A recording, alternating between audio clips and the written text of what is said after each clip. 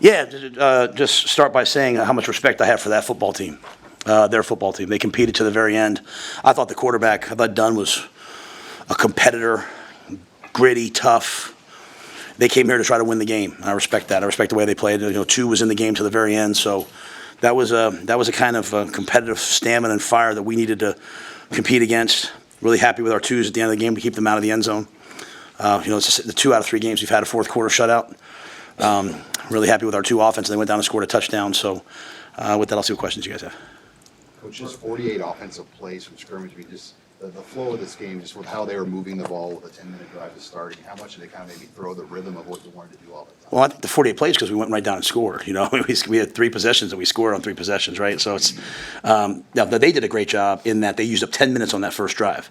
I mean, they were literally just sitting in the huddle looking to the sideline. There was a master class by Coach Farley in how to keep these games, the way you want to keep them, right? Move the pocket, ran the quarterback. They cut us a ton. So, we have these pass rushers, and all of a sudden now they got a fullback cutting them on their legs. It was really well done by them. But I think offensively, we scored our touchdowns on our first 3 drives, and we got down there, and we went 4 on 4th and 3 on the 4th drive. So there just weren't a lot of drives. So yes, I'd love the defense to be able to get the ball back for us a little bit sooner. But I also thought the offense was unbelievably efficient. You go down the next, then you come out of the half. We answer, I think, a takeaway the first drive. Answer a takeaway, we go down and score. Now we have to get in the end zone. Then the next drive we score. So, not a lot of punt work tonight for Buschini. It was a 59-yard pass from Dylan to Jalen. He kind of shakes 3 and then kind of looks back. What did you think of that, of just his skill set on that play and his awareness to look so quickly back to see if Jalen? Well, that's the same play we ran last week. That the kind of the play that everyone made. Was kind of a highlight reel play that he threw on the run. So that's a play where we roll right, but then we throw a post back left. You have to have an elite athlete like Jalen to do that. And so they blitzed off the edge. And so that's not the right play for that defense. So they called the right defense. But, I've noticed a lot, even in the first game, he's done a great job of always avoiding the first rusher. When people come free, he does a good job of, finding space and time and making the throw. But, he knew that that's where to go, especially with pressure. He knows he's going to flatten it. And Jalen was right where he's supposed to be. Did you see that in him through the offseason, that he was going to have that, that ability to have that sense of where the pass rush was coming from and the mobility to avoid a guy in a situation like that? Yeah, I think, when people have asked me what makes him special, I say that he's not a 7-on-7 quarterback. He likes the game part of it. Even the short yardage play, that's what, J.J. McCarthy was doing at Michigan last year, handing out the fullback dive, they come out tight, they pull it every once in a while, and he pulled it, so he just knows when to make the right play. We're a quarter away through the season. What do you love? What do you hate? I don't know about that. I like being 3-0. There's nothing that I hate. We're just going to get better each week. We start Big Ten play. I kind of refer to this as the preseason. In my mind, we're learning how to win. As I told our team, the narrative of losing close games comes from trying to, when you get a lead, not trying to put the game away. And so the questions I get asked a lot are about, like, hey, why aren't you guys doing more of this in the second half? Well, that's what led to a lot of close losses, right? So we want to score, get a lead if we can, play defense, and run the football. And then I want everyone to say, why are you guys so boring in the fourth quarter? And then we win. And that's sincere. So I just make sure my team hears that because they're kind of like that. That being said, we wanted to be aggressive a while because this was a good night for us to work on our passing game. And that's why we threw that post at the end. It was there. We thought we had it. Sounds like their kid made a play. I thought we came down with it, but we didn't. So it is what it is. But yeah, I think I'll watch the tape to see exactly where we are. It felt like early on we didn't tackle as well as we normally do, and but I did like the energy the defense came out with in the second half. That had all the makings of one of those games where, like, if you're not locked in the second half, they score a touchdown. All of a sudden, it looks like a game you're in control of. You're not, and what we're trying to do is control games. That's what good teams do. So I felt some of that tonight. Carter Nelson had 4 catches, 48 yards, gets in the end zone for the first time as a Husker. Just can you speak to his growth to get to this point and having arrived in the summer? Yeah, I mean, Carter's like I said, this is his 3rd game playing with 22 people in the field. So I mean he's growing and he had a couple little packages for him. 2 of them got called early, which was great. One was the red zone call, which is like an option route, and he won on the option and scored. through the middle screen to him. So, I think the sky's the limit for the things that he can do. They're doing a good job of bringing him along, slowly in my mind. And when I say slowly, in terms of like giving him tasks to master because he wasn't here in the spring. But tonight was a tough night to get the ball spread out to everybody, going back to the whole 48 plays. You have all these guys you want to get the rock to, but it's a good thing when, you throw a ball to Jalen, he changes, flips the field, and, they had a penalty that gave us some yards as well, so. What was your, how did you feel about getting the package for Heinrich in, down there near the goal line, and, what did you think of the way that executed? Yeah, we put it in. He was in on the screen to Carter. He was in on a tailback on that too. So,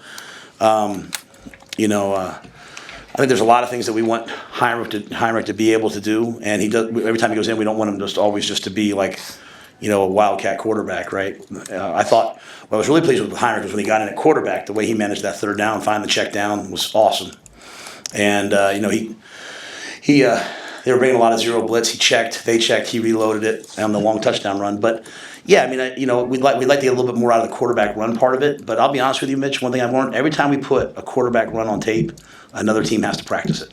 And so they don't have to necessarily work. I just have to chew up 20 minutes of their time each day worrying about option and worrying about those things.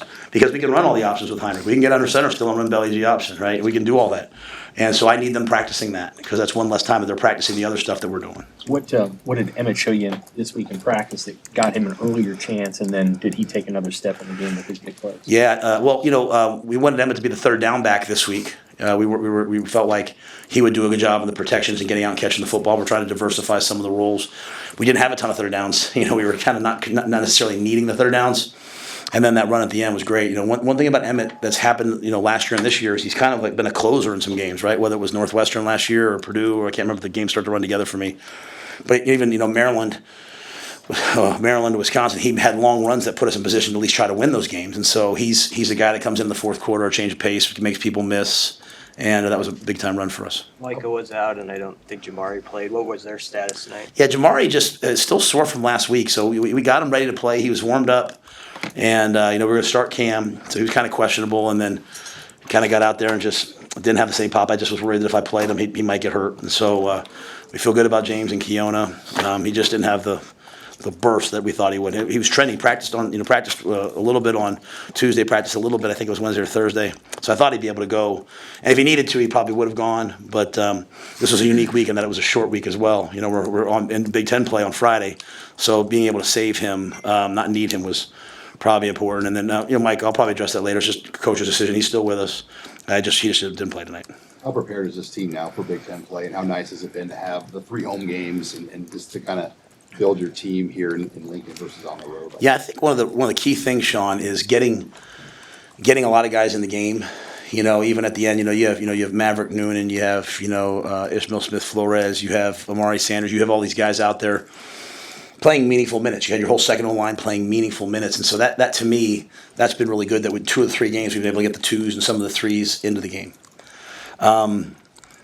You never know. You never know when it comes to conference play. You never know where you are till you get there, right? And so, some teams blow out some teams. Some teams, play other teams closer. It's really, even when you look at stats, I don't. When I look at the Big Ten, I only look at Big Ten versus Big Ten stats. I don't look at even the non-con stats. The Big Ten puts out like their Big Ten only stats because we have to see kind of where we are with each other. So, I'm anxious for Friday night. I'm anxious, that they're a good team. I think they'll probably end up being ranked.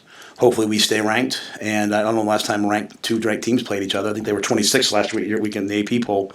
I'm a big fan of Coach Bielema, so hopefully they move up and be a cool night this coming Friday night. Can you talk about just dealing with the short week heading into conference play and just preparation for that? Yeah, well, last year we were going into this game, we just lost to Michigan, and we put on pads and practiced on Sunday, so maybe a little different tenor this week. But even there, as I was walking out, Marquise Buford was making it very clear to everybody, coming in here tomorrow ready to work. Normally Sunday's our off day. We do a big family dinner with the players' families and our families. We won't be able to do that tomorrow. It'll be a work day for us, and our off day this week will be next Saturday. So we'll work tomorrow, Monday, Tuesday, Wednesday. The great thing is we're not traveling. Our Friday game is obviously at the end of the season versus Iowa. But we'll work tonight. We'll work tomorrow. Because it was a night game, I had a chance to watch their game today. We worked some today, worked some yesterday to be prepared for Illinois, and we'll see what happens. Coach Corey, after so many big plays have gotten called back over the first couple games. He finally finds the end zone. What was that moment like, just getting to see him score? Yeah, I was fired up for him. Thought that it was a heck of a call by Sept. Calling a reverse on the 12, I wouldn't do that. A little more conservative, but and I thought Borgacher did a great job. Came around and made a big block for him, and great to see Ja'Cory get in. And when he plays with joy.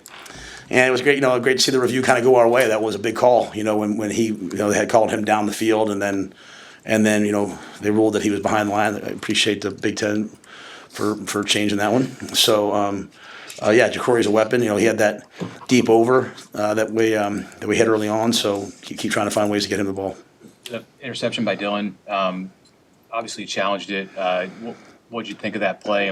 Do you want to make the throw?